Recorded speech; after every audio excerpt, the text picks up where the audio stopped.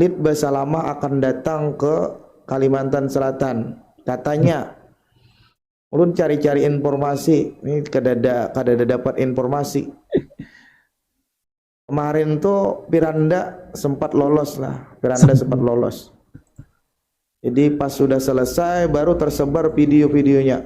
Harusnya sebelum dia datang itu kita tahu ya, kita tumburakan, paling kada mungkin ada demo kah, penolakan supaya Allahu Akbar ya. Bismillahirrahmanirrahim. Assalamualaikum warahmatullahi wabarakatuh. Alhamdulillah wassalatu wassalamu ala Rasulillah. Allahumma sholli ala Muhammad wa ala ali Muhammad. Alhamdulillah kita bertemu kembali di channel Cahaya Hidayah. Nah, teman-teman semuanya, jadi kali ini saya akan mereaksi yaitu tentang ada seorang ustadz yang mengatakan bahwa dakwah salafi ini sudah masuk di Banjarmasin, yaitu di Kalimantan ya. Dan ustadz ini merasa gerah dengan dakwah salafi ini karena dakwahnya itu begitu cepat ya, dan perkembangannya itu di daerah ustadz tersebut. Dan ustadz tersebut mengatakan bahwa inilah masjid-masjid salafi yang ada di Banjarmasin.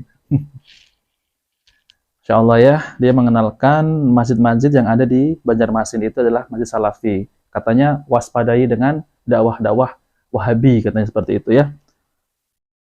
Nah, teman-teman semuanya, jadi ustadz tersebut ini juga mengatakan bahwa Wahabi ini adalah biang dari teroris, yaitu radikul, katanya seperti itu. Dan kalau setelah hijrah ya, katanya Wahabi ini akan menumbuhkan jenggot ya. Dan kemudian perempuannya kalau hijrah akan memakai cadar. Saya rasa itu bagus ya teman-teman ya. Kalau menumbuhkan jenggot ya, kalau kita tumbuh sendiri jenggot ya, terus kita pelihara jenggot ya, sesuai sunnah Nabi SAW, itu bagus ya. Kemudian kalau perempuannya bercadar ya bagus ya.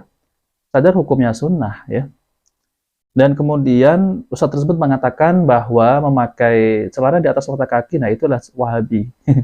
Nah teman-teman semuanya, mari kita simak ya videonya. Untuk mengadakan kajian Wahabi. Kenapa mestinya Wahabi ini kita hindari? Ya banyak masalahnya. Radikal teroris yang ada saat ini itu sangat berkaitan erat dengan kaum Wahabi ini. Makanya mereka kalau sudah berhijrah, kata mereka langsung apa? Bercadar. Ya bagus ya teman-teman ya. Kalau hijrah terus memperbaiki diri, mengamalkan sunnah Nabi SAW ya, memakai cadar ya, apa yang salah ya? Ya kan baik kan? Ya. Tidak ada yang salah ketika hijrah, kemudian akhwat ya memakai cadar. Alhamdulillah ya, semoga istiqomah karena cadar hukumnya sunnah. Nah, mari kita simak kembali ya. Orang-orang yang tidak bercadar haram. Mereka langsung cingkrang. Orang-orang yang tidak cingkrang haram. Mereka langsung menumbuhkan jenggot. Orang yang tidak berjenggot haram. Itulah karakter-karakter mereka. Dengan mudahnya menuduh orang lain. Padahal kita punya dalil masing-masing dengan pemahaman ulama kita masing-masing. Pemahaman kami, pemahaman salafus saleh. Nah, teman-teman semuanya, jadi Ustadz Sandi ini mengaku bahwa pemahaman beliau ini adalah pemahaman salafus soleh ya. Nah, teman-teman semuanya, lalu orang yang berjenggot, emang itu adalah pemahaman siapa kalau bukan pemahaman dari Nabi SAW dan para sahabat serta yang mengikutinya. Kemudian yang memakai cadar juga itu pemahaman siapa ya? Bukan pemahaman orang liberal.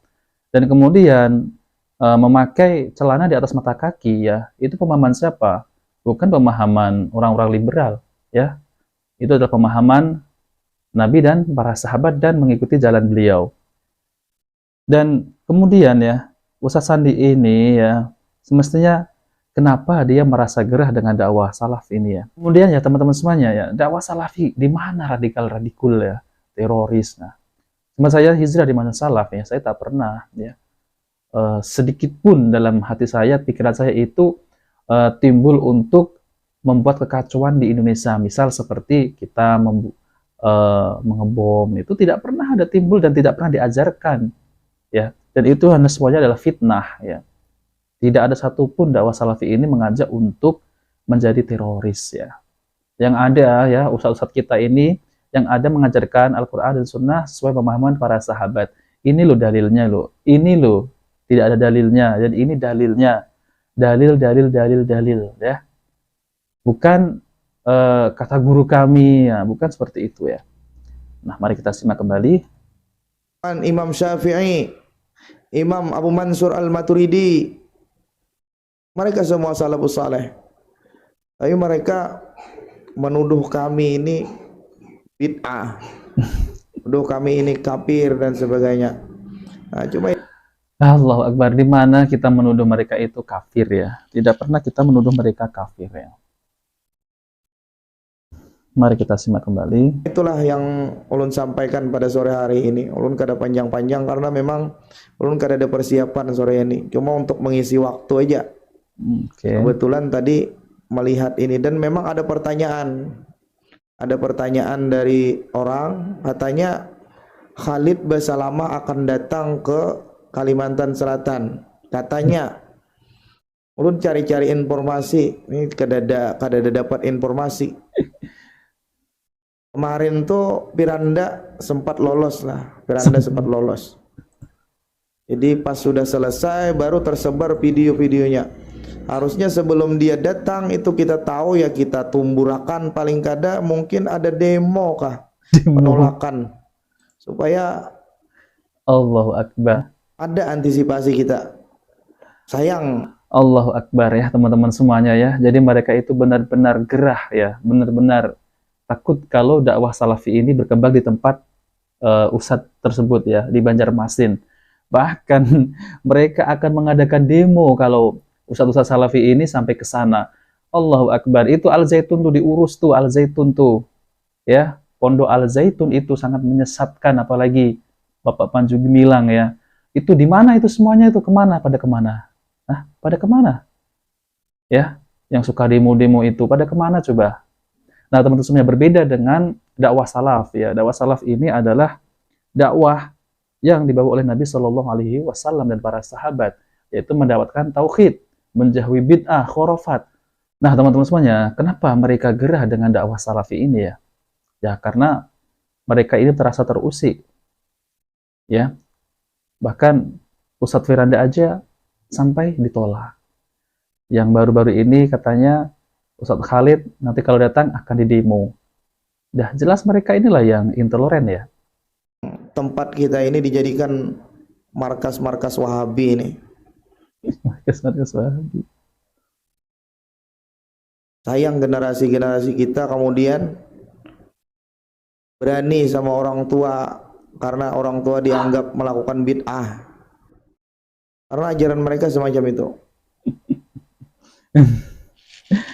Allah Akbar, ya. Orang tuanya Fitnahnya tidak itu pakai luar jenggot. biasa.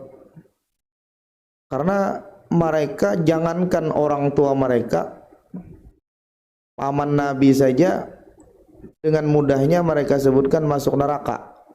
Lah, ya emang benar kan? Paman Nabi saja dengan mudah mereka Abu sebut Thalib masuk memang neraka. benar. Padahal dalil-dalil masih ada yang lain yang Masya. memungkinkan kita bisa untuk berbaik sangka. Mereka memilih pilihan kata yang luar biasa sadis semacam itu. Sadis Apalagi apa? kepada orang tua. Nah, teman-teman semuanya, ya. Jadi ini adalah, ya, Ustadz Sandi ini bukan berpegang dengan dalil. Katanya dia berpegang dengan dalil Al-Quran dan Sunnah, ya. Katanya mereka ini salafus soleh. Salafnya di mana, ya? Memahami dalil aja tentang paman Nabi SAW, yaitu Abi Thalib aja, dia masih ragu, ya, kalau Abi Thalib itu masuk neraka. Nah, teman-teman semuanya, saya akan jelaskan secara ringkas tentang Abu Thalib, yaitu paman Nabi Shallallahu Alaihi Wasallam, ya. Jadi riwayat yang sahih adalah sebagaimana berikut. Kisah meninggalnya Abu Thalib, ya. Dari Ibnul Musayyib, dari ayahnya, ia berkata, ketika menjelang Abu Thalib meninggal dunia, Rasulullah Shallallahu Alaihi Wasallam menemuinya. Ketika itu di sisi Abu Thalib terdapat Abu Jahal. Kemudian Nabi Shallallahu Alaihi Wasallam mengatakan pada pamannya ketika itu, wahai pamanku, katakanlah la ilaha illallah, yaitu kalimat yang aku nanti bisa beralasan di hadapan Allah kelak. Jadi Nabi Shallallahu Alaihi Wasallam itu menyuruh Abu Thalib untuk mengatakan la ilaha illallah. Ya. Kemudian Abu Jahal dan Abdullah bin Abi Umayyah berkata, wahai Abu Thalib, apakah engkau tidak suka pada agamanya Abdul Muthalib? Mereka berdua terus mengucapkan seperti itu. Namun kalimat terakhir yang diucapkan Abu Thalib adalah ia berada di atas ajaran Abdul Muthalib. Rasulullah SAW kemudian mengatakan, sungguh aku akan memohonkan ampun bagimu, wahai pamanku, selama aku tidak dilarang oleh Allah. Kemudian turunlah ayat. Allah berfirman, tidak pantas bagi seorang nabi dan bagi orang-orang yang beriman, mereka memintakan ampun bagi orang-orang musyrik, meskipun mereka memiliki hubungan kekerabatan, setelah jelas bagi mereka bahwa orang-orang musyrik itu adalah penghuni neraka Jahannam. Surat At-Taubah ayat 113. Kemudian Allah pun menurunkan ayat yang artinya sesungguhnya engkau Muhammad tidak bisa memberikan hidayah, ilham dan taufik kepada orang-orang yang engkau cintai. Surat Al-Qasas ayat 56, kemudian hadis riwayat Bukhari nomor 3884 dan Muslim nomor 24. Dari Abbas bin Abdul Muthalib radhiyallahu anhu bertanya, apa manfaat yang engkau berikan kepada pamanmu Abu Thalib karena dia dulu telah membelamu dan marah demi mendukungmu? Nabi SAW bersabda, ia berada di tempat yang dangkal, tidak berada di bagian dasar, yaitu dari neraka. Seandainya bukan karena aku, niscaya ia berada pada tingkatan paling bawah di dalam neraka. Hadis riwayat Bukhari nomor 3883 dan Muslim. Kemudian nomor 209. Hadis yang lain dari Abdullah bin Abbas radhiyallahu anhuma, ia berkata bahwa Rasulullah Shallallahu Alaihi Wasallam bersabda, penghuni neraka yang paling ringan siksaannya adalah Abu Thalib. Dia memakai 2 sandal dari api hingga mendidih otaknya karena panasnya kedua sandal tersebut ya. Hadis riwayat Muslim nomor 213. Abu Thalib meninggal dunia pada tahun ke-10 dari kenabian. Ia meninggal dalam usia 80 tahun lebih, sebagaimana disebutkan oleh Ibnu Hajar dalam Al-Isabah, halaman 7 nomor 116. Ia banyak membela Nabi Shallallahu Alaihi Wasallam dengan mencegah siapapun yang akan menyakiti dan mengganggu beliau.